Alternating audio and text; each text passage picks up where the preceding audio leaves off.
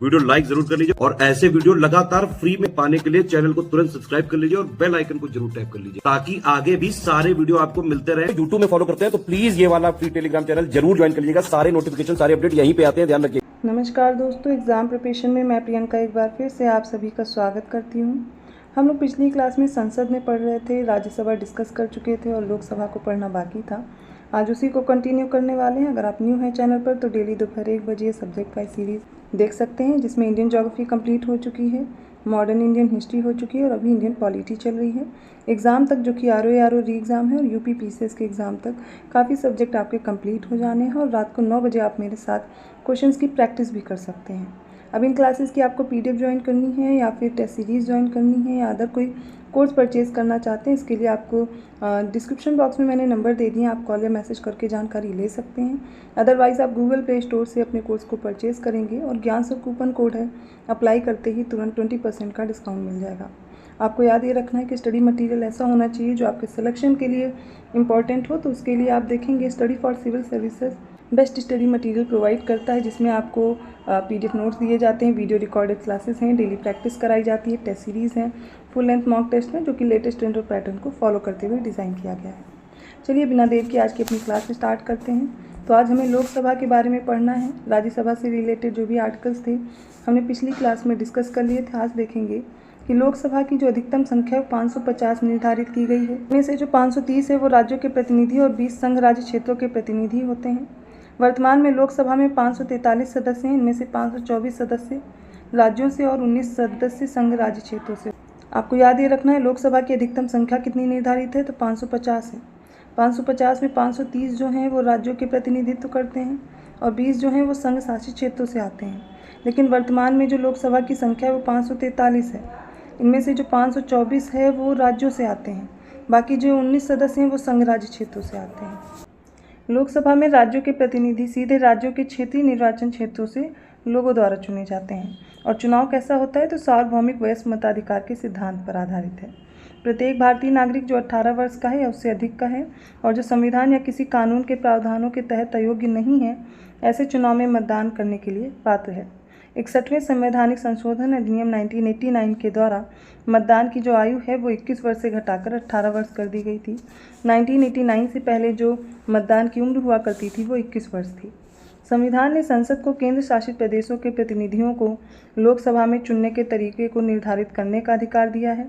तदनुसार संसद ने केंद्र शासित प्रदेशों लोगों के सदन के लिए प्रत्यक्ष चुनाव और अधिनियम 1965 को अधिनियमित किया है, जिसके द्वारा केंद्र शासित प्रदेशों में लोकसभा के सदस्यों को भी प्रत्यक्ष चुनाव के द्वारा चुना जाता है। यदि लोकसभा में समुदाय का पर्याप्त प्रतिनिधित्व नहीं है तो राष्ट्रपति एंग्लो इंडियन समुदाय में से 2 सदस्यों को नामित कर सकता है। मूल रूप से इस प्रावधान को 1960 तक संचालित किया जाना था, लेकिन 95 संशोधन 2009 में आता है। इसके द्वारा 2020 तक बढ़ा दिया गया था, लेकिन अब तक नवीनतम अद्यतन आंग्ल भारतीय समुदाय के लोगों को 25 जनवरी 2020 से समाप्त कर दिया गया आरक्षण देना, और यह कहा जा सकता है कि अब इसे बढ़ाया नहीं गया है।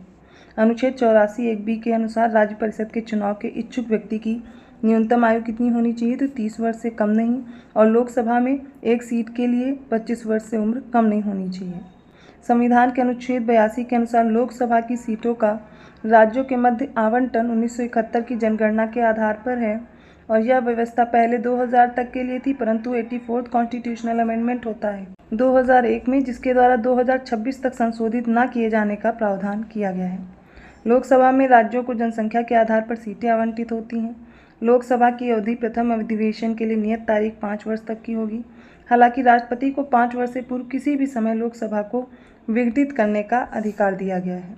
आपातकाल में संसद की अवधि एक बार में 1 वर्ष के लिए बढ़ाई जा सकती है, और आपातकाल की घोषणा के प्रवर्तन में न रह जाने के पश्चात उसका विस्तार किसी भी दशा में 6 माह की अवधि से अधिक नहीं होगा। अब ये जान लीजिए लोकसभा का सदस्य बनने के लिए व्यक्ति की आयु न्यूनतम कितनी होनी चाहिए, तो 25 वर्ष होनी चाहिए। लोकसभा का स्थगन अध्यक्ष करता है, जबकि जो सत्तावसान और विघटन है वो राष्ट्रपति करता है। ये फैक्ट याद रखिएगा। और अनुच्छेद 93 देख लीजिए। लोकसभा के सभी सदस्यों द्वारा अध्यक्ष और उपाध्यक्ष का जो चुनाव है लोकसभा के सदस्यों में से ही किया जाता है। आर्टिकल 94 खा के अनुसार लोकसभा का अध्यक्ष अपना त्यागपत्र उपाध्यक्ष को और जो उपाध्यक्ष है वो अपना त्यागपत्र अध्यक्ष को सौंपते हैं। लोकसभा के अध्यक्ष को लोकसभा के सभी सदस्यों के बहुमत से पारित संकल्प द्वारा हटाया जा सकता है। जब अध्यक्ष या उपाध्यक्ष को पद से हटाने का कोई भी संकल्प विचाराधीन हो तब वे सदन में उपस्थित रहते हुए भी पीठासीन नहीं होंगे। जब अध्यक्ष को उसके पद से हटाने का कोई संकल्प लोकसभा में विचाराधीन हो तब वह प्रथमतः मत का तो हकदार होगा, किंतु मत बराबर होने की स्थिति में निर्णायक मत नहीं दे सकेगा। लोकसभा का अध्यक्ष अपने निर्णायक मत अर्थात कास्टिंग वोट का प्रयोग केवल तब करते हैं जब किसी विषय के संदर्भ में मतदान में सत्ता पक्ष और विपक्ष दोनों के वोट बराबर हो जाएं या फिर टाई हो जाते हैं। लोकसभा सचिवालय प्रत्यक्ष रूप से लोकसभा अध्यक्ष के अंतर्गत ही कार्य करता है और जो प्रोटेम स्पीकर होता है वो आम चुनाव के बाद नवनिर्वाचित लोकसभा सदस्यों को शपथ दिलाने का कार्य करते हैं। नवनिर्वाचित सदन में लोकसभा अध्यक्ष के चुनाव से पहले लोकसभा के सामान्यतः सबसे पहले वरिष्ठ सदस्य को प्रोटेम स्पीकर के रूप में चुना जाता है। आर्टिकल 85 क्लॉज 1 के अनुसार लोकसभा में एक सत्र की अंतिम बैठक और आगामी सत्र की प्रथम बैठक के बीच 6 माह का अधिक अंतर नहीं होना चाहिए। इस प्रकार लोकसभा के कम से कम वर्ष में 2 बार सत्र बुलाए जाते हैं। अनुच्छेद 100 क्लॉज 3 के अनुसार लोकसभा या राज्यसभा का जो कोरम है गण पूर्ति है कुल सदस्य संख्या का 1/10वां भाग होता है। मुख्य विपक्षी दल की जो मान्यता हेतु भी यह सदस्य संख्या आवश्यक होती है। देखिए ये आप याद रखिएगा, स्टेटमेंट वाइज प्रश्न बन जाता है इससे गणपूर्ति को लेकर के। तो आर्टिकल 100 क्लॉज 3 के अनुसार क्या होता है, लोकसभा हो या राज्यसभा, कोरम की जो सदस्य संख्या है वो 1/10 पार्ट होती है। इसमें आगे देखते हैं कि उत्तर प्रदेश राज्य लोकसभा में सर्वाधिक प्रतिनिधि अर्थात 80 हैं। इसके बाद महाराष्ट्र का स्थान आता 48 है। लोकसभा का जो प्रथम चुनाव है वो 25 अक्टूबर 1951 से 21 फरवरी 1952 तक चला था और यह चुनाव 489 सीटों के लिए हुआ था। प्रथम लोकसभा का पहला अधिवेशन 13 मई 1952 को हुआ था। 15 मई 1952 को गणेश वासुदेव मावलंकर लोकसभा के प्रथम अध्यक्ष बने थे। 27 फरवरी 1956 तक अपनी मृत्यु तक वो इस पद पर बने रहे। पहली लोकसभा के शेष कार्यकाल के लिए अनंत शयनम आयंगर लोकसभा के अध्यक्ष रहे थे।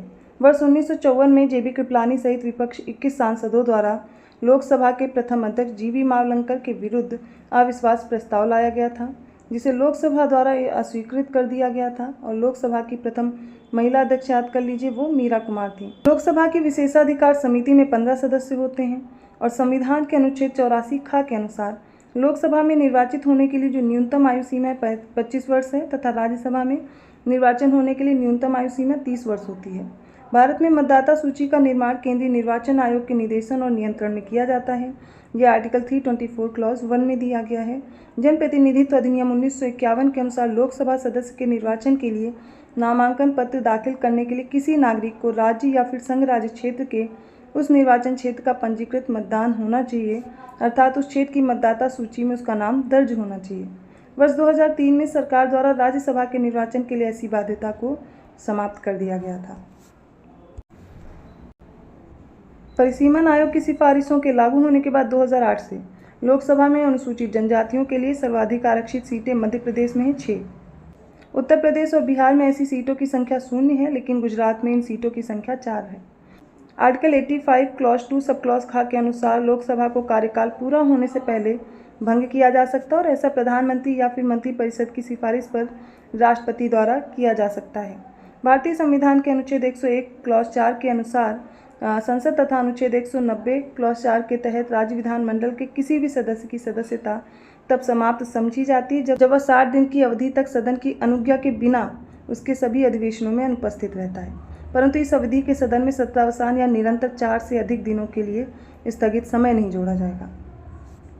चंडीगढ़, सिक्किम, मिजोरम, नागालैंड, पुदुचेरी, दादरा और नागर हवेली इनमें लोकसभा की मात्र 1-1 सीटें हैं। त्रिपुरा, गोवा, मेघालय, मणिपुर और जो अरुणाचल प्रदेश यहाँ पर 2-2 सीटें हैं। याद इसलिए रखिएगा, कंफ्यूज हो सकते हैं, तो इसमें चंडीगढ़ आएगा, सिक्किम, मिजोरम, नागालैंड, पुदुचेरी, दादरा और नागर हवेली यहाँ से 1-1 सीटें हैं। फिर त्रिपुरा, गोवा, मेघालय, मणिपुर, अरुणाचल प्रदेश से 2-2 हैं। 2008 में लागू परिसीमन के बाद उत्तर प्रदेश में निर्वाचकों की संख्या के अनुसार सबसे बड़ा लोकसभा संसदीय क्षेत्र गाजियाबाद है। 5वीं लोकसभा का कार्यकाल 6 वर्ष है, जिसने 19 मार्च 1971 से 18 मार्च 1977 तक कार्य किया। 9वीं लोकसभा का गठन 2 दिसंबर 1989 को हुआ और यह 13 मार्च 1991 को भंग की गई। 12वीं लोकसभा के लिए निर्वाचन फरवरी 1998 में हुए थे। 12वीं लोकसभा का गठन 10 मार्च 1998 को हुआ और इसका विघटन हुआ 26 अप्रैल 1999 को। भारत में लोकसभा अथवा राज्य विधानसभाओं के चुनाव फर्स्ट पास द पोस्ट पद्धति के अनुसार कराए जाते हैं और इसके तहत देश तथा राज्यों और केंद्र शासित प्रदेशों को अलग अलग चुनाव क्षेत्रों में बांट दिया जाता है।